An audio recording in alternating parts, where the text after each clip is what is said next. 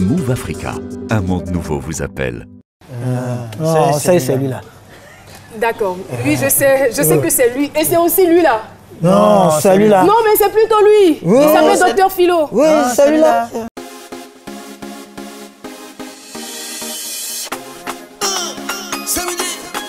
C'est maintenant.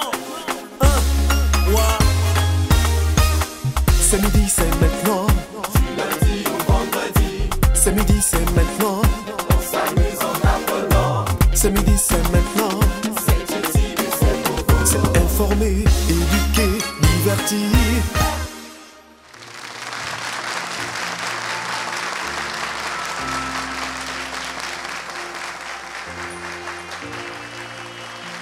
Le cœur conçoit la parole, mais la parole prend vie sous la langue. La parole est sacrée, la parole est vérité, la parole est divinité, la parole a créé le souffle, la parole est Dieu, et je suis l'instrument de la parole. Je suis l'hymne des mots. J'écris des vers, j'embrasse ma terre, j'évite les guerres, la poésie reste mon univers. Il est l'heure de rire, l'heure de vivre, l'heure de laisser l'amour supplanter les pires. Il est l'heure de la compassion, des grandes confessions. Il est l'heure de tendre la main à cet autre, le prochain. Il est l'heure du donner et du recevoir. Il est l'heure de sentir la richesse des fumées des mets de mon pays. L'heure des bons plats de la Mahama. Du riz, du placali, du apessi, du foutou, à loco, garba si c'est votre choix. Moment de chaleur et de partage. Il est l'heure de dire bon appétit. Il est l'heure de la plus belle des fleurs. Celle pour qui Dieu a signé un décret spécial. Notre pétillante diva, Caroline da Silva. Une lumière, une grande lumière. 10 saisons. 10 saisons à nous édifier. 10 saisons à nous vivifier. 10 saisons à magnifier l'amour. Merci. Merci.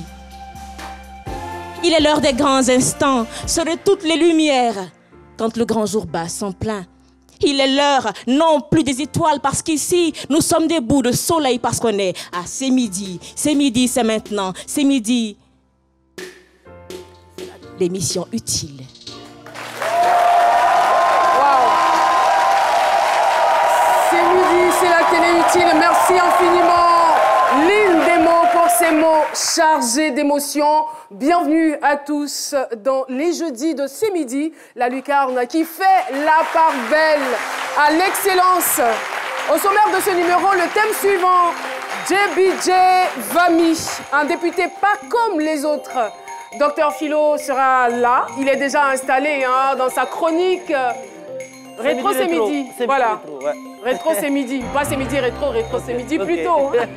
Et dans cette même chronique, nous aurons un invité surprise qui viendra nous replonger dans des souvenirs concernant cette émission.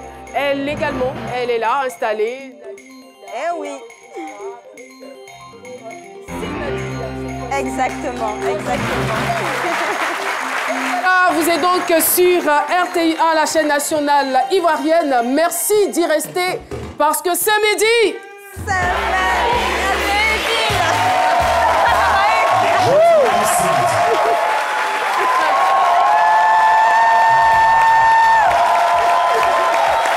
Vous n'avez rien remarqué?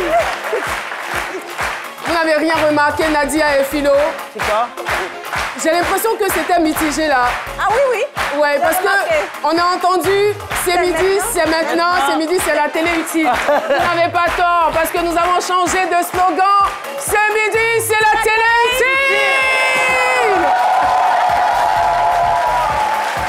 On est très content de vous retrouver. C'est toujours un véritable bonheur. C'est un délice de vous retrouver, très chers téléspectateurs, pour échanger avec vous, pour partager des émotions et également des informations. Tout cela se fait dans le divertissement et on apprend mieux ainsi, n'est-ce pas, Docteur Philo? Oui, on apprend mieux et puis ça fait plaisir d'être là. Et moi, je suis là.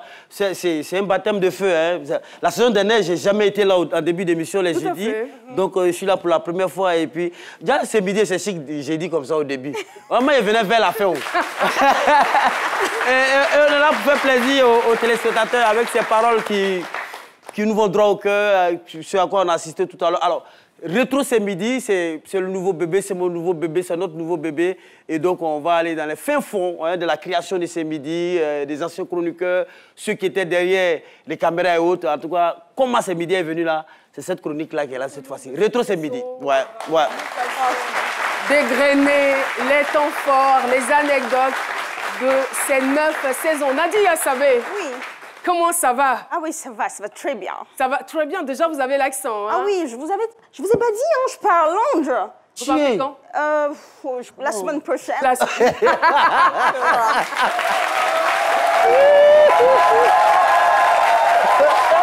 super.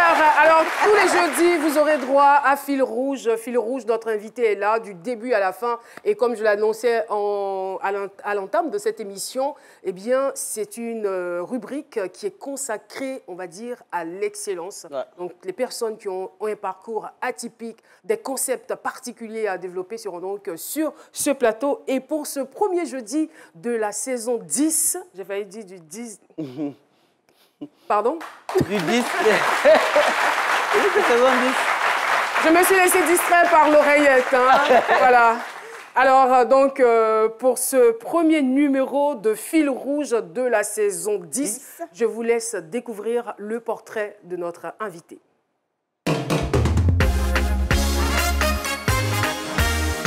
L'invité Fil Rouge du jeudi.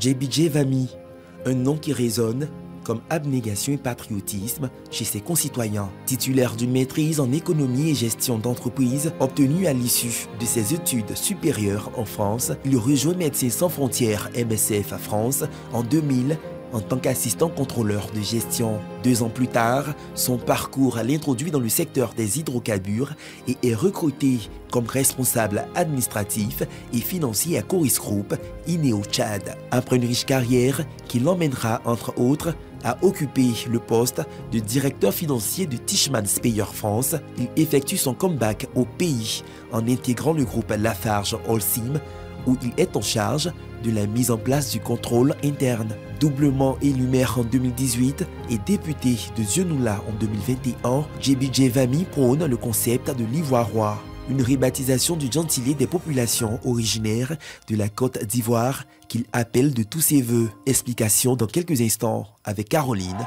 Da Silva. Merci Espérance Kwaku, JBJ Vami est donc notre invité. Bonjour Monsieur le maire.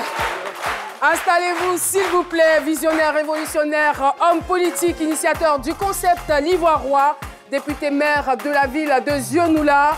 Eh bien, JBJ Vami est notre invité de Fil Rouge. Wow. Honorable JBJ Igno. Et Adron. Andron. Est-ce qu'il y a des gourous par ici? Il y a des gourous par ici? Il paraît que les gourous sont très à la mode. Il n'y a aucun gourou ici. Aucun. Il y a un gourou. Mais pourquoi tu te caches? Yadro. Hein? Saint-Fra. Zionoula. Ah d'accord. Eh bien, voilà. Votre fils est là, dans le studio. Alors, JBJ, bienvenue encore une fois sur le plateau de C'est Midi. On dit de vous que vous êtes un député maire pas comme les autres. Et vous, qu'en dites-vous? Je ne sais pas s'ils le disent, peut-être que c'est vrai. Je crois qu'ils... Si c'est vrai, qu'est-ce qui ferait la différence entre vous et les autres députés maires? Peut-être ma forte proximité avec mes populations. On me voit souvent avec les services techniques en train de nettoyer les rues, on me voit aller au bureau à pied, on me voit aller couper la canne pour m'imprégner un peu de la pénibilité du travail saisonnier dans le complexe sucrier qui est à côté de la commune. On me voit aussi courir avec mes pompiers, les pompiers de la commune. Donc peut-être c'est ces particularités qui font qu'on dit que je suis un peu différent des autres. Ah d'accord. Mais je ne comprends pas, hein, parce que généralement, lorsque vous rencontrez un gourou, il vous dit toujours que JBJ, on l'appelle le blanc. Mais pourquoi il vous appelle le blanc? Moi, je ne sais pas. Je pense qu'on m'appelle le blanc d'abord parce que je n'ai pas de coloration politique, je suis indépendant. On m'appelle le blanc parce que je présente aussi patte blanche, semble-t-il. Semble-t-il. Est-ce que vous, Nadia, on vous appelle la blanche? Ça dépend de où je suis. Hein. D'accord. Je suis avec mes parents ivoiriens, on m'appelle la blanche. Mais quand je suis de l'autre côté, on m'appelle de l'autre côté aussi. Enfin, comme on a perdu. Alors aujourd'hui, vous êtes député maire de la ville de Zieunula. Nous allons donc vous demander d'égrener un tout petit peu ou un tant soit peu votre parcours. Comme il a été dit en introduction, j'ai fait des études classiques en économie. J'ai débuté ma carrière en tant que comptable au sein d'abord d'un cabinet comptable avant de rentrer à MSF, Médecins sans frontières. Ensuite, j'ai continué au niveau de la presse, les nouvelles messageries de presse parisiennes, en tant que contrôleur de gestion. Ensuite, j'ai travaillé dans l'agroalimentaire à Kellogg's. Après, je suis parti en expatriation au Tchad et au Cameroun pour travailler dans le domaine pétrolier en tant que responsable administratif. J'ai enchaîné après en Libye, toujours dans le domaine pétrolier. Ensuite, j'étais dans un share services à Londres, où j'étais responsable administratif et comptable aussi pour un share services, dans un share services. Ça a duré combien de temps en Libye? En Libye, 1 an. 1 an. 1 an. 1 an. Belle expérience, vous avez de beaux souvenirs, des Très belle anecdotes. expérience, mais j'ai préféré mon expérience au Tchad. Votre expérience au Tchad. J'ai préféré mon expérience. Qu'est-ce qui vous a marqué au Tchad? Au Tchad, déjà, c'était un projet super intéressant. C'était le deuxième plus gros projet au monde. C'était la construction d'un pipeline qui reliait les ports de Douala au champ pétrolier à Komé, dans le sud du Tchad. Et donc, il y avait déjà une forte communauté cosmopolite. Il y avait toutes les nationalités sur le site et toutes les compétences. Donc, ça me sortait un peu de mon cadre d'administrateur et financier. Voilà, c'est ce que j'ai apprécié parce que j'étais un peu proche des opérations. Ensuite, bon, je continue mon parcours bien. Tout à fait, allez-y. Donc, pour finir, j'ai travaillé pour un fonds d'investissement, un gros fonds d'investissement à Paris pendant 5 ans, Tishman Speyer, où j'étais financial controller, l'équivalent de directeur financier, avant de décider de rentrer dans mon pays, où j'ai occupé le poste de responsable projet au sein d'un grand cimentier. J'ai eu à implémenter SAP, un logiciel de gestion, et aussi le contrôle interne. Et après ça, bon, j'ai encore un appel plus profond, l'appel à servir mes parents. Et c'est comme ça que j'ai... Ça a été quoi le déclic? Écoutez, le déclic, c'est que j'ai eu beaucoup de chance dans la vie. J'ai beaucoup voyagé. Je suis issu d'une famille nombreuse, avec plein d'amour. J'ai un enfant magnifique. Vous êtes issu d'une fratrie de 9 enfants? 9 enfants. 9 enfants. Et donc, avec tout ce que la vie, ce que Dieu m'a donné, je me suis dit, il faudrait que je partage aussi avec mes parents qui sont des fois dans certaines souffrances, qui vivent dans des conditions difficiles. Et je me suis dit, peut-être que je pourrais essayer d'améliorer leurs conditions de vie. En tant que maire, c'est ce qui m'a poussé à aller briguer la mairie. Voilà. Effectivement, moi, ce que je voudrais savoir, parce que vous me dites que vous êtes très proche des populations, votre grande proximité pourrait être un fait qui marquerait la différence entre vous et les autres. On connaît beaucoup de maires quand même qui sont très très proches de leur population, hein. Mais est-ce que vous pensez que votre population vous le rend bien? Absolument. Est-ce qu'elle est satisfaite de votre manière, de votre façon de fonctionner? Parce que nous, j'ai ouï dire que vous seriez quelqu'un de très rigoureux. Les Africains n'aiment pas trop ça. Ils n'aiment pas quand ça ne porte pas de fruits. Ils ont vu qu'on a quand même apporté une amélioration avec mon équipe municipale aux conditions de vie de la ville. Il faut savoir que Zieunula était une ville très en retard en termes de développement, qui subissait une forte insalubrité. C'est la raison pour laquelle la première des choses qu'on a attaquées quand nous sommes arrivés aux responsabilités, c'était l'environnement, la salubrité. On a mené plusieurs actions des villes propres, presque de manière hebdomadaire, où moi-même, je mettais la main à la pâte. Donc, c'était un peu drôle pour eux de voir un maire dans les caniveaux ou bien dans les bas-fonds aller ramasser les plastiques. Et ça a suscité des émules. Ça fait que les populations ont compris que c'était de la responsabilité de tous que de maintenir son environnement dans une hygiène acceptable. Ça, c'était pendant les campagnes ou bien maintenant non, que vous êtes maire? Non. En tant que maire. En tant que maire, vous arrivez à faire le ménage, à nettoyer les rues? Vous savez, quand je me suis lancé en campagne, j'avais réuni tous les présidents de jeunes de la commune et des villages environnants qui constituent la commune. Je leur expliquais un peu mon programme, mes motivations. Et après, je leur demandais qu'est-ce qu'ils attendaient d'un maire.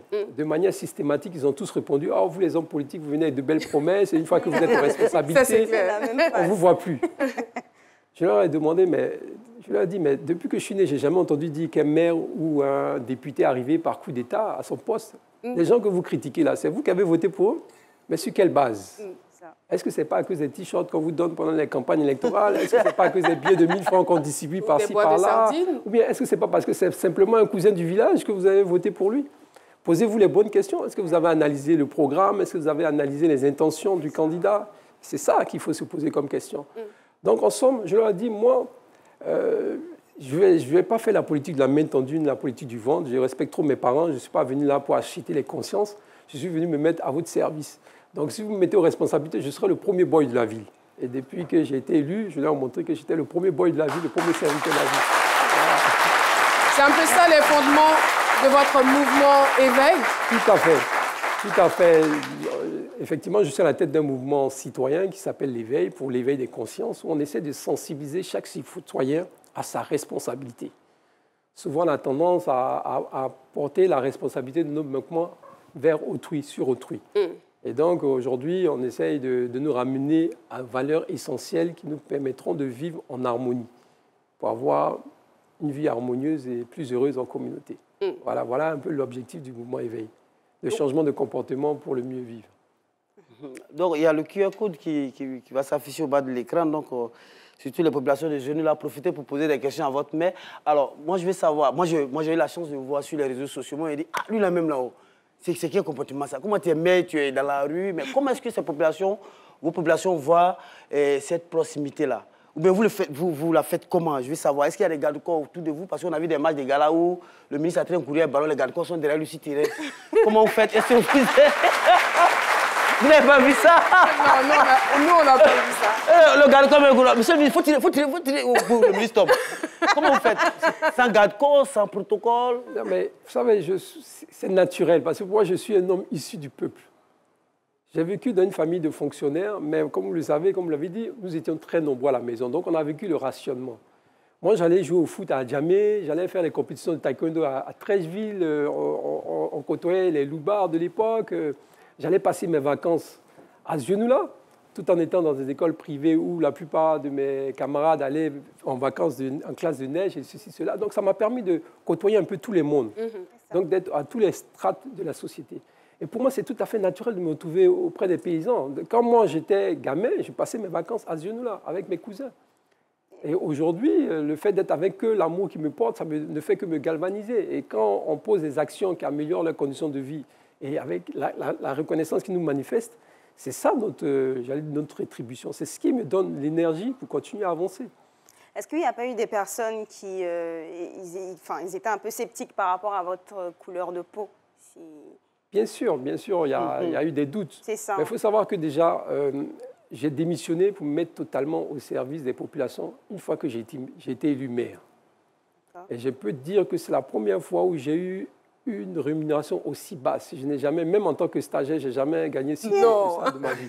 Ça, c'est fort, hein? Donc, mais je l'ai fait avec beaucoup de joie parce qu'il y avait des gros défis à relever et on se sentait vraiment utile. Avant même d'être maire, j'avais électrifié il y a 7 villages dans ma commune. Wow. Et une fois qu'on est arrivé à la mairie,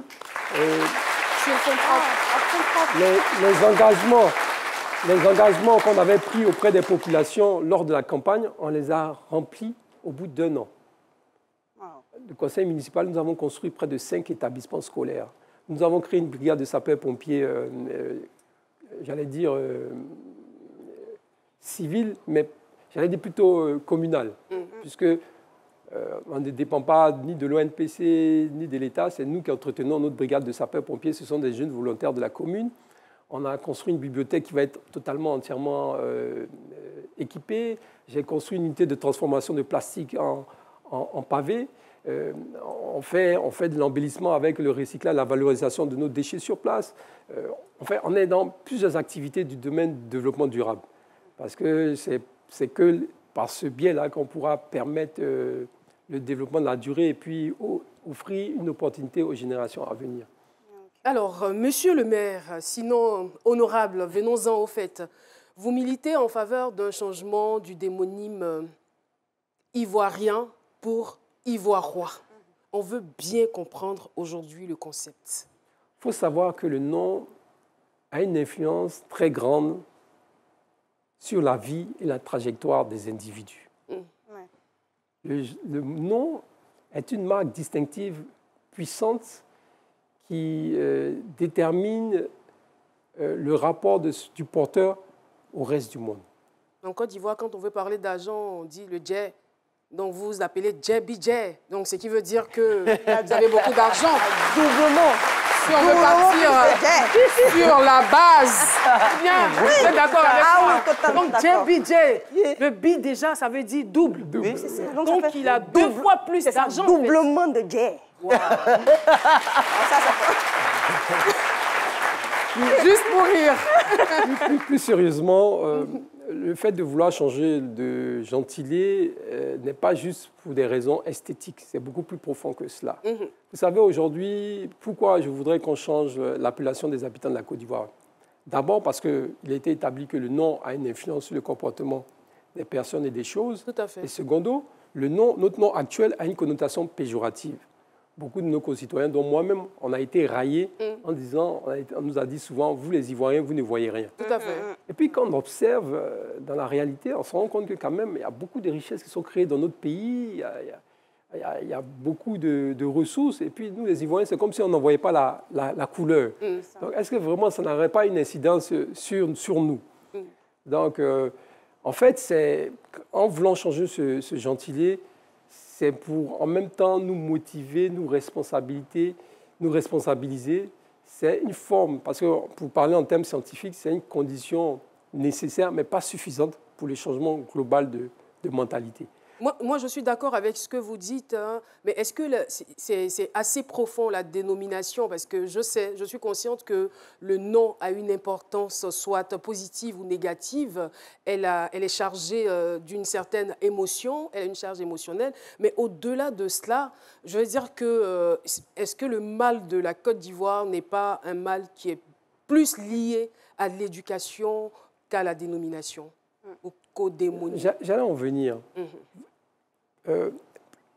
J'ai essayé d'analyser les causes profondes du mal qui mine le développement durable de la Côte d'Ivoire. Et j'ai identifié 3 mots principaux. D'accord. Le tribalisme, l'incivisme et la corruption. Okay. Et si vous remarquez bien, le tribalisme a sapé l'union. L'incivisme a sapé la discipline. Et la corruption a sapé la valeur travail. C'est-à-dire, on est aux antipodes là, on s'est comporté aux antipodes de notre devise. Et vous voyez que ces mots sont liés au comportement, sont liés à notre comportement. Et vu qu'il est établi que le nom agit sur le comportement, peut agir sur le comportement, je me suis dit, pourquoi pas prendre un nom qui va nous inciter à un changement de comportement. Vous savez, le président de la République a parlé d'Ivoirien nouveau, pour dire qu'il fallait qu'on change de comportement. Mais cet Ivoirien nouveau, il faut le nommer, c'est l'Ivoirois. C'est l'Ivoirois et c'est l'Ivoirienne. Bien envoyé. Qu'est-ce qu'un roi? En somme, qu'est-ce qu'un roi? Qu'est-ce qu'on constate d'abord? Qu'est-ce qu'on observe? On observe qu'on a tendance à brader nos terres, on a tendance à céder tous nos patrimoines. Et il se trouve aujourd'hui que la plupart de mes compatriotes sont obligés de louer leur maison à des non-nationaux. Ils ne sont pas propriétaires de leur maison. C'est qu'il y a un problème profond. C'est un problème de comportement. Les gens ne nous ont pas spoliés. C'est nous-mêmes, de manière délibérée, qui avons vendu nos terres, de manière délibérée, qui avons vendu nos maisons. Et ça, c'est quelque chose qu'il faut corriger. Or, un roi, c'est quoi? Un roi, c'est un souverain. Alors aujourd'hui, on vous donne l'occasion de parler à chaque Ivoirien. C'est-à-dire, bon, à chaque Ivoirien. Pour l'instant, on ne sait pas si ça va changer, mais à chaque Ivoirien. Alors, vous avez un Ivoirien en face de vous. Je suppose Nadia est là. Elle est ivoirienne. Je vais vous demander de lui parler directement, c'est-à-dire à partir du moment où elle va commencer à s'appeler Ivoirienne, pas ivoirienne, Ivoirienne. Quelle sera l'incidence directe sur sa façon de fonctionner et sur son comportement? Essayez de la convaincre. Vous savez, Nadia, dès lors que vous allez vous appeler Ivoirienne, vous allez épouser un comportement. D'accord. Une Ivoirienne, d'abord, c'est quelqu'un qui a une meilleure estime d'elle-même. C'est une personne qui a une meilleure estime d'elle-même. C'est quelqu'un qui doit avoir une certaine dignité. Une Ivoirienne, ce n'est pas quelqu'un qui va tendre la main, qui va négocier un petit billet par-ci, par-là, qui aura sa fierté et qui devra se comporter en conséquence. Une Ivoirienne, c'est quelqu'un qui va chercher à être un exemple. Vous savez, dans notre hymne national, il était dit à un certain moment, fiers Ivoiriens, être un modèle pour l'humanité. Bon, pour l'instant, c'est Fiers Ivoiriens. Fiers Ivoiriens. Il est en avance, en fait. Il est dans le futur. Il est dans le futur. Je pense à un détail. Fiers Ivoiriens, le pays nous appelle. Il nous a été assigné dans notre hymne national le fait d'être un modèle pour l'humanité. Tout à fait. Donc, on doit cultiver l'excellence. On doit mettre en exergue le talent qui est en nous, l'exploiter. Nous, on prône le développement durable de la Côte d'Ivoire par les Ivoiriens, pour les Ivoiriens. Et ce qu'on prône également, c'est l'optimisation du potentiel de chacun d'entre nous. Qu'on fasse sortir dans ton être intérieur la royauté qui réside en toi. Wow. Parce que tu n'es pas n'importe qui, tu es une Ivoirienne, tu es une habitante de la Côte d'Ivoire. Oh là là. Nadia, vous avez la parole. À partir de cet instant, comment est-ce que vous vous sentez en tant qu'Ivoirienne? Si elle a compris quelque chose, bien sûr, parce qu'elle est Gonoussi, c'est un gros français. Ah non, les deux, elle arrive à lier les deux tout de même. Ivoirienne, ne garde pas son ami. Vous savez, toi, je sais que tu es une Ivoirienne, tu n'es pas encore une Ivoirienne. Non, lui, je pense que... Alors, je me sens Ivoirienne, franchement. Je pense que je vais bientôt prendre la place de Caroline. Comme ça, je vais bien sentir là. Il n'y a même pas de problème. Moi-même, il y a longtemps, je vais laisser là. Même si ma robe me sert, c'est pas grave. Moi... Donc, en tant qu'Ivoirienne, je peux vous dire que je me sens très bien dans l'âme, dans le corps et dans la tête. Bravo. Mes chères Ivoiriennes, mes chers Ivoiriens, je vous le dis, en vérité, ce monsieur est un exemple. En fait, j'ai changé de démarche, au fait. Dès lors que vous êtes une Ivoirienne ça stresse. et que vous voulez prendre ma place, alors vous poursuivez l'entretien avec M. Djabidje. Non, je ne peux pas ça. Je ne peux pas encore arriver à ce stade d'Ivoirienne. Alors, s'il vous plaît. Stade d'Ivoirienne, ça là, il ne va pas arriver là-bas. En tant qu'Ivoirien, parce que je ne suis pas encore Ivoirien. Ivoirien. Je n'ai même pas été convaincu, même si je n'ai pas été associé. Mais je vous ai à la royauté. Non, mais docteur. En tant qu'Ivoirien, moi, je pense que tout ce que le concepteur de l'ivoirioisme, je ne sais pas si vous dites l'ivoirianisme, excusez-moi, il a créé, vous n'avez pas tout ce qui vient d'être énuméré dans cet exposé n'est que des choses qu'on a déjà entendues. Écoutez, oui, qu'on a entendu, c'est juste à répéter. Non, l'Ivoirien nouveau, c'est tout ça aussi. Mais je n'ai même pas entendu quelque part cette histoire de lutte contre la pauvreté. Mais c'est... Non, vous ne pouvez rien comprendre avec un foulard aussi violet. Enlevez, vous allez bien comprendre. Ah, mais Philo. Donc, je ne suis pas convaincu. Parce que moi, je dis tout est à la base, la pauvreté est à la base de tout ce qu'on a actuellement. Si aujourd'hui, l'Ivoirien, il mange à sa faim, l'Ivoirien, il a un salaire élevé, l'Ivoirien, il arrive au minimum à peut-être se nourrir 3 à 4 fois par jour. Et civisme-là, ça va partir seul. Voilà. Donc, c'est ma conception. Donc, je ne suis pas satisfait. Esprit d'Ivoirien sort de ce corps. Amen. Amen. Si l'esprit d'Ivoirien sort de ce corps, de l'Ivoirien qui ne voit rien sort de ce corps, alors nous appelons maintenant l'esprit de la publicité. Alléluia. La chaîne ivoirienne. Bombarde. La télévision ivoirienne.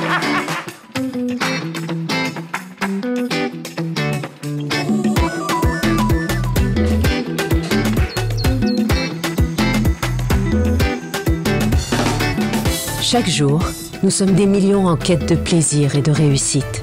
Des millions à dire « J'aime la générosité, j'aime profiter, j'aime Move Africa ». Move Africa, un monde nouveau vous appelle. Nous sommes de retour sur le fameux et magnifique plateau de ce midi, saison 10, la saison de la gloire. Et c'est bien sûr 10 sur 10 pour ce premier numéro de Fil Rouge. Nous recevons Monsieur Djabidje Vami, le député-maire de la commune de Zieunula. Alors, nous allons très rapidement échanger avec vous en ce qui concerne la procédure. La procédure à suivre pour transformer ce gentilé ivoirien, sinon ivoirien, en ivoirien. Voilà. Si vous me le permettez, je vais revenir une seconde sur la réflexion du philosophe. C'est effectivement l'argument qui est mis souvent en avant. On dit, bon, il y a des problèmes plus prégnants que le changement de démonyme. Mais ce qu'il faut retenir, ces problèmes, ce sont les inconséquences, ce sont les conséquences de nos inconséquences. Un pays avec autant de ressources, avec autant d'intelligence, normalement, on ne devrait pas être confronté à de la pauvreté ou bien des problèmes de fait. Parce qu'on en a la capacité, si on est unis, si on change de comportement, on a la capacité de résoudre tous ces problèmes. C'est la raison pour laquelle il faut se pencher sur d'abord l'essentiel, la base. Et la base, c'est un problème de comportement. C'est parce qu'on n'a peut-être pas assez confiance en nous, c'est parce qu'on n'est pas unis, parce que le nom d'Ivoire-Roi, ça permet aussi de fédérer, en donnant une meilleure estime de soi, et aussi ce sentiment d'appartenance à une nation, parce qu'aujourd'hui, nous ne sommes plus une nation. Nous sommes aujourd'hui 62 ethnies enfermées dans une même frontière. On raisonne souvent en Koulongo, en Koyaka, en Djeneka, en Gouro, en Bété, ainsi de suite. Il faut qu'on redevienne une nation. Et pour redevenir une nation, il faut se retrouver autour de certaines valeurs, autour de certains principes. Et c'est ce que prône l'Ivoire royauté, l'Ivoire roi et l'Ivoire reine. D'accord. Voilà. Si on a le temps, on reviendra sur la procédure. Sur la procédure, je vais lire rapidement. J'ai élaboré une proposition de loi pour le changement des démonymes et que je vais soumettre à l'Assemblée nationale. Mais avant, il est important que tous mes compatriotes comprennent la profondeur de ce concept. C'est pour ça que je ne l'ai pas encore déposé, cette proposition de loi. C'est très bien. Pendant ce temps, C'est Midi offre 500 000 francs à un téléspectateur. Alors, C'est Midi est animé par Caroline Da Silva. C'est la question du quiz. Réponse A, vrai. Réponse B, faux. Vous envoyez tout simplement A ou B au 98 114. Le coût du SMS est de 100 francs. Vous votez plusieurs fois pour espérer gagner 500 000 francs. Et le tirage sera fait demain. Donc demain, on aura notre premier gagnant. S'il est nulle part ailleurs, c'est sur RTI1. C'est la chaîne qui rassemble. Ah oui. On a quelques questions sur notre code QR. Docteur Philo, vous avez la parole. Beaucoup de questions, hein, des questions auxquelles vous avez déjà répondu, mais il y a une question de M. Conan qui nous dit il a envie de demander à notre invité est-ce que votre voix peut convaincre tous les Ivoiriens par rapport à votre concept? Est-ce que votre seule voix peut convaincre tous les Ivoiriens? Il faut savoir que je ne suis pas seul. Il y a déjà beaucoup de mes compatriotes qui ont épousé ce principe, qui ont compris le bien fondé de cette proposition. Il y a même des artistes qui commençaient à s'emparer de ce concept. Donc vous allez voir très bientôt, il y aura beaucoup d'artistes, beaucoup de mes concitoyens vont donner de la voix parce que c'est un combat noble, un combat juste qui va nous permettre de nous élever du stade de rien au stade de roi. Moi, je l'ai compris. Depuis un certain moment, j'ai décidé de m'appeler son Altesse Royale Caroline Da Silva. Et depuis ce temps, ma beauté a changé. T'as dosé. T'as dosé. Chacun dit pour lui. Non. C'est dosé. D'accord. Alors, docteur Philo, on va vous retrouver tout de suite. OK. Dans Rétro, C'est Midi. Au plaisir. C'est parti.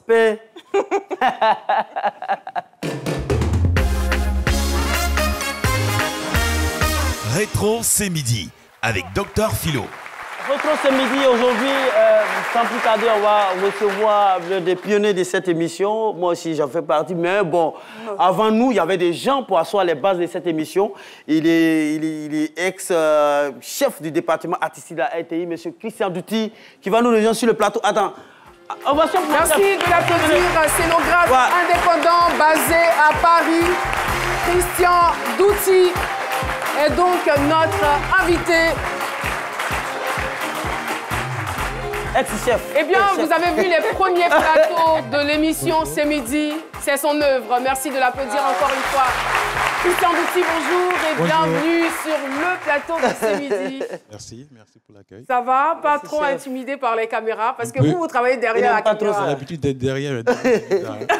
Aujourd'hui, vous êtes devant. Ouais. Alors, parlons de l'aventure C'est Midi. Vous êtes arrivé à quel moment du projet? Wow, au tout début, hein. Au tout début, on ne pensait même pas encore que ça allait exister. Hein. Et moi, je suis arrivé en 2013. C'est Midi, ça a commencé en 2014. Donc, voilà. On a commencé au tout début avec un noyau de personnes. D'accord. Il y avait Enza, si c'est Enza, qui est directeur de la production actuellement. Nafi Touré, surtout Dimitri, qui était un peu le top de la team. Oui. Dimitri Menjiski, et moi, et Alice Kokola. Et vous-même, d'ailleurs. Ah bon? Voilà. En fait, j'explique pour ne frustrer personne. Oui. Alors, au départ, il y avait, c'est pour aller à la genèse, hein, il y avait, on va dire, un collège d'animateurs et de réalisateurs. Qui avait réfléchi sur l'émission. Voilà, qui avait donc réfléchi sur l'émission. On avait aussi des expatriés qui étaient avec nous. Oui. Donc, on a travaillé sur plusieurs jours pour sortir un projet. Donc, le projet qui est sorti de là, c'était Kedjenou. Kedjenou, c'est ça. Kedjenou, c'était une proposition de Mohamed Kanté. Donc, quand Dimitri est arrivé, avec bien sûr la vague de Christian Douty et tous les autres, on a retravaillé le concept. Après ça, il y a eu également les castings qui ont été faits. Les castings, franchement. Mais ce n'était pas facile. Hein, parce que non, pas du tout. D'abord, Kedjenou, il fallait le retravailler. On oui, le concept a changé en fait. On a changé carrément tout. Carrément. Et du coup, pour commencer l'émission, déjà, il fallait convaincre la direction. Moi, je me rappelle encore la première fois qu'on allait présenter le projet écrit à la direction, ça avait été rejeté. Ouais. Ça avait été rejeté, on avait le concept de samedi, tout ça. Il y a des personnes qui disaient non, ça ne peut pas passer ici et tout ça. Et ils ont rejeté. Et moi, quand j'avais proposé un humoriste, les gens m'ont ri au nez. Hein. Mais je veux dire que Ils ont dit, non, ils ne voulaient même pas que je sois. Tu n'allais pas être là. Tu ne serais pas là aujourd'hui, la dame, là, vraiment... Ce midi a failli ne pas exister. Chacun a son djabidjet. Il y a quelqu'un qui... Quand on a quitté la réunion là, avec les directeurs, ils ont dit non, avec l'ancien DG. Et il y a Cissé Enza. Je lui ai dit, c'est un peu grâce à lui, parce que c'est lui qui nous a dit, attends les gars, on ne va pas se laisser faire comme ça. On va faire une émission zéro, on va les présenter. Parce qu'il a dit, comme c'est écrit, ils n'ont pas bien compris. Donc, en moins de 24 heures, Enza, le studio, il était vide. Hein. Tout à fait. On a collé les morceaux de bois, on a fait un petit truc là. Les élèves de ISTC, il y avait des stagiaires, on a fait un public. On a fait un truc là, comme ça, et on a fait l'élément zéro. Les techniciens qui étaient vraiment gentils, qui nous ont accompagnés, c'était sans l'autorisation de la direction. On a tourné notre émission zéro en cachette. On a présenté avec Antoinette Conan, qui était notre invité. Et qu'on a présenté le CD. Non, Antoinette Alani plutôt. Voilà, on a présenté le CD, après on a présenté le CD à la direction, ils ont dit, ah, on n'avait pas compris ça comme ça, c'est bon. Nous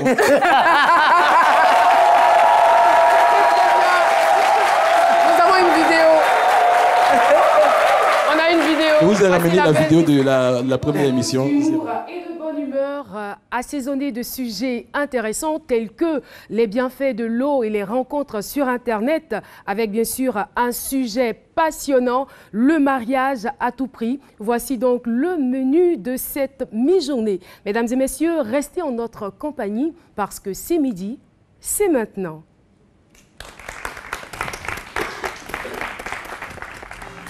Mes invités sont là. Nessie avec son joli sourire, un sourire très séduisant. Bonjour Nessie. Bonjour Caroline. C'est elle qui s'occupera bien sûr de la rubrique bien-être. Oui. Et avec vous, on parlera aujourd'hui des vertus de l'eau. Oui, on se jettera à l'eau. On va se jeter à l'eau, hein, c'est très bien dit. Alors, il est là, le seul homme parmi nous, pour ne pas être misogyne. Et vous êtes trois, donc cette émission commence par une injustice. Voilà. Alors, vous réclamez vos droits? Non, je pardonne. Donc c'était là l'extrait du plateau improvisé. Donc il n'y avait pas toutes les commodités, il n'y avait pas toute la lumière, tout ça. C'est midi existé. Ouais. Et on n'avait pas tourné ce plateau-là. Donc c'est pourquoi non mais il était frotté. Grâce à Enza, on a tourné ce truc-là. Improvisé, c'était je crois un midi. On s'est caché là, il n'y avait personne. Le studio était libre. On a collé les trucs là et puis on a tourné ça. Oh, c'est mignon. C'est mignon. On a une autre vidéo. Une autre vidéo de Dimitri. Bonjour à tous, merci infiniment pour cette sollicitation, ça me fait vraiment plaisir, ça me touche. Effectivement, j'ai participé à cette équipe qui a créé C'est Midi, une superbe équipe avec beaucoup de talent. Alors, je pense bien sûr à Caroline qu'on ne présente plus, mais aussi Nafi Touré, Alix Cocola, avec Insa Cissé, avec Christian Douty, et bien sûr plein d'autres comme Jean-Michel Aunin. C'était vraiment un défi de lancer cette émission. Il faut se remettre dans quelques années auparavant, une émission quotidienne avec du public. Il n'y avait plus de public à la RTI depuis quelques années. Des chroniqueurs qui venaient de tous horizons. Donc c'était un véritable défi. Et je crois que ce défi a été plus que réussi. Donc bravo à toute l'équipe. Moi je n'ai fait qu'amener un tout petit peu de méthodologie là-dedans au début. Mais tout le talent c'était l'équipe dont on vient de parler, qui a merveilleusement réussi ce programme. Et bien sûr, après, il fallait trouver le meilleur chef d'orchestre pour faire de cette émission ce qu'elle est aujourd'hui. Donc un grand bravo à Joseph Anjou. Je voulais terminer ce petit message en faisant un hommage à un homme sans qui cette émission n'aurait pas pu se faire, qui était à l'époque le directeur de RTI1 et RTI2. C'est Sanga Touré, un homme extraordinaire qui nous a quittés. Je suis sûr que de là-haut, il regarde toujours C'est Midi. Je vous salue tous, bravo encore pour cette 10e saison et à très bientôt. Merci Dimitri Mendiski, chef d'entreprise Making Media. Alors vous restez toujours avec nous, c'est tellement d'émotions, franchement. On va donc retrouver Nadia Sabé.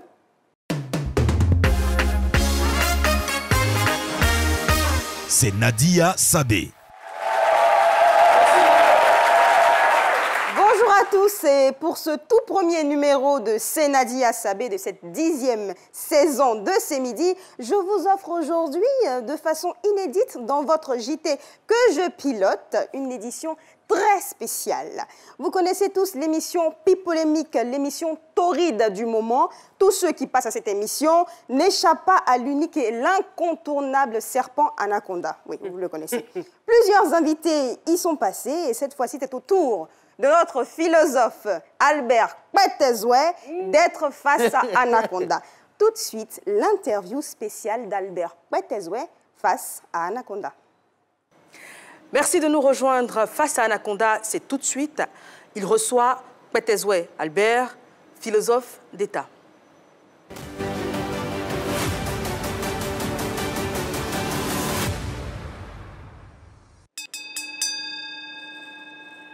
Bonjour, Kwetezwe. Bonjour. C'est vrai, vous avez été rapatrié? Oui, on peut dire ça comme ça. Hein? Mais quand je vous regarde là, vous avez fait comment pour aller en France même? Alors, je me suis mariée avec une Française. Nous sommes allés en France. Et 2 jours plus tard, elle n'a plus voulu vivre avec moi sous prétexte que je ne faisais pas sortir ses chiens. Kwetezwe, là, c'est ivoirien ou c'est... Oui, c'est ivoirien. C'est quel côté de Côte d'Ivoire? Je suis bêtée. Je suis bêtée. Les bêtés, ils aiment bien la France. Voilà. Mais quand vous vous mariez avec elle, là, vous avez une situation, vous avez un peu d'argent, vous travaillez, ou bien vous étiez là comme ça, vous n'avez rien? Non, je m'occupais d'elle mentalement et physiquement. Hein. Est-ce que ça, là, on a besoin de ça dans le fait des femmes? Mentalement, physiquement. C'est pas important de nos jours. Bah si, c'est important, mais qu'est-ce que vous croyez, là? Mais quand elle vous a rapatrié, là, vous avez dit quoi? Vous n'avez pas demandé pardon? La police vous a soulevé, menotté, mettre dans un avion? Non, j'ai pas demandé pardon. Mais au contraire, c'est elle qui doit courir derrière moi. C'est pas moi qui dois courir derrière elle. Je suis quand même un grand philosophe. Je me laisse pas faire. La dame qui s'est mariée à vous, là, est-ce qu'elle n'en veut pas à la vie? Excusez-moi de vous dire ça, parce que quand je vous regarde physiquement, là, vous n'avez rien qui peut attirer une femme blanche. Mais vous savez qu'on a un point en commun. Vous portez un chapeau comme moi. On a le même style. Oui, mais... Donc, n'attaquez pas mon physique. De nos jours, la philosophie, là, une femme n'a pas besoin de ça. Les Bretons nous ont montré tout. Il faut payer iPhone 14, il faut payer tant pour donner une femme. Mais vous partez là-bas, vous voulez la séduire avec une philosophie. Mais c'est normal qu'elle vous a fait déporter ou rapatrier. Moi, même si j'ai son numéro, je vais l'appeler pour lui dire merci. Mais attendez, vous êtes son frère ou quoi? Non, mais c'est un... Mais alors de quoi je me mêle? Mais mes enfants, mais dis donc, diantre! Mais est-ce que vous avez essayé de refaire votre vie en Côte d'Ivoire ici? Bon, en savoir même si la femme qui veut de vous? Plusieurs fois, hein, j'ai essayé, mais il n'y a aucune qui a la même dimension intellectuelle que moi. À faire des papiers intellectualité dans faire des femmes en Côte d'Ivoire, là, ça ne marche pas. On n'a pas besoin de ça. Mais si on a des enfants plus tard. On a d'autres frères, le pasteur qui est passé ici, il dit elles sortent le soir, elles sont maquillées, elles ont iPhone 14, matin rentrée d'homme. Il faut gérer ça. Ah non, moi je ne veux pas les filles qui ont des iPhones. Moi je veux les filles qui ont des Jomolo et qui ont dans la tête. Est-ce que vous n'allez pas finir par vous orienter vers les hommes? Pas les femmes là, vous n'allez pas avoir... Mais attendez, vous pouvez me brûler pour qui là? Moi j'aime les femmes même. C'est juste parce qu'elles me trouvent un peu trop bien. Vous avez quel âge? Ça ne vous regarde pas ça. Si, peut-être qu'en fonction de ça, je peux voir ma soeur Eva, elle a des nièces là-bas. J'ai 45 ans. Bon, on demande à Eva si elle a des cousines de 30 ans. Mais pourquoi demander à Eva si elle a des cousines? Elle-même, elle n'est pas mal. Elle n'est pas si mal, hein? Eva est mariée, hein? Elle paye l'homme garçon qui a l'argent. Vous, à 40 ans, là, vous n'avez rien. Vous devez être rapatrié. Votre vie même est foutue. Ah ben non, je suis désolée. Ma vie n'est pas foutue, j'en ai dans la tête. Hein? Les entrepreneurs de maintenant, s'ils avaient rien dans leur tête, qu'est-ce qu'ils allaient entreprendre? Mais dis donc, vous m'avez envoyé ici pour m'énerver, là? prenez pour qui, là? Mais c'est la vérité. Non, mais vous m'avez envoyé sur ce plateau pour m'humilier, moi, un philosophe d'État.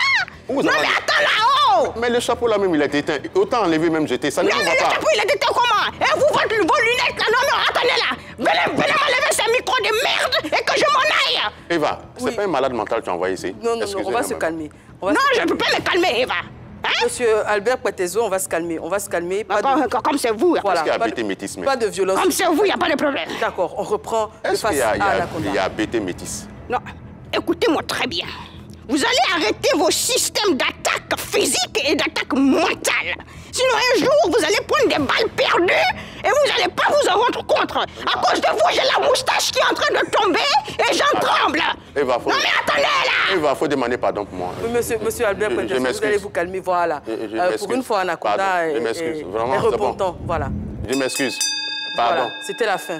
Pardon. La dernière question. Faut pas envoyer les gens vraiment enfin se calmer ici. Le premier invité à avoir déstabilisé Anaconda, Albert Petezoué, merci de nous avoir suivis. Merci. Et puis au revoir, hein. Eva, ton numéro après. Tu vois, c'est toi et j'ai finalement. Merci Anaconda. Oh là là, c'était génial, magnifique, avec la belle et radieuse Eva Mani. Et puis Anaconda également. Franchement, ce gars-là, il fait peur. Qu'est-ce que vous en pensez très rapidement, monsieur le maire? Très drôle. C'était elle, hein? Oui, c'est elle qui a joué le rôle, une vraie philosophie ivoirienne. Très rapidement, je veux saluer le public, l'Institut international des affaires en entrepreneuriat, 2IAE, Yopougon quartier millionnaire et Riviera rue Ministre. Merci de votre présence dans ce studio. La rentrée académique se poursuit dans cette école. Nous saluons également l'association des étudiants et élèves de la commune de Goné, dans le département de Biancouma. Merci de votre présence. Ils organisent la journée d'excellence. C'est prévu pour le 21 octobre. C'est bien cela. Merci beaucoup. L'association Les Sœurs Bénies de Côte d'Ivoire, de Yopougon, merci d'être là. Et vous avez un événement également, la visite à la pouponnière de Yopougon, prévue pour le 22 octobre. L'émission est pratiquement terminée. Monsieur le maire, l'honorable Djebidje, merci infiniment d'avoir été notre invité. Merci. Merci beaucoup. Merci à tous. On a terminé. Eh bien, nous allons donc clore en beauté avec Line Demo. Il est écrit, la mort et la vie sont au pouvoir de la langue. Porter un nom, un acte prophétique. Donner un nom, c'est perpétuer la vie. Ivoirois, Ivoirienne, le pays nous appelle sur le trône.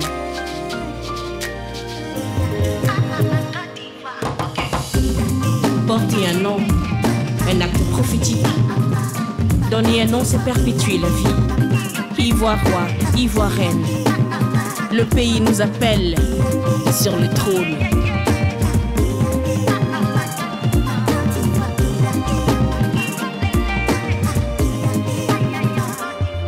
Je te salue, mère patrie.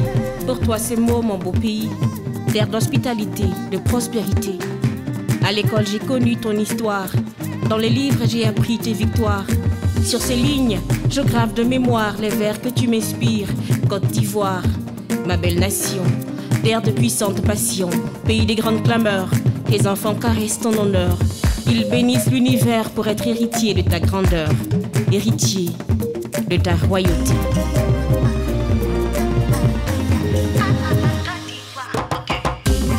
Porter un nom, un acte prophétique. Donner un nom, c'est perpétuer la vie. Ivoirois, Ivoirienne, le pays nous appelle sur le trône.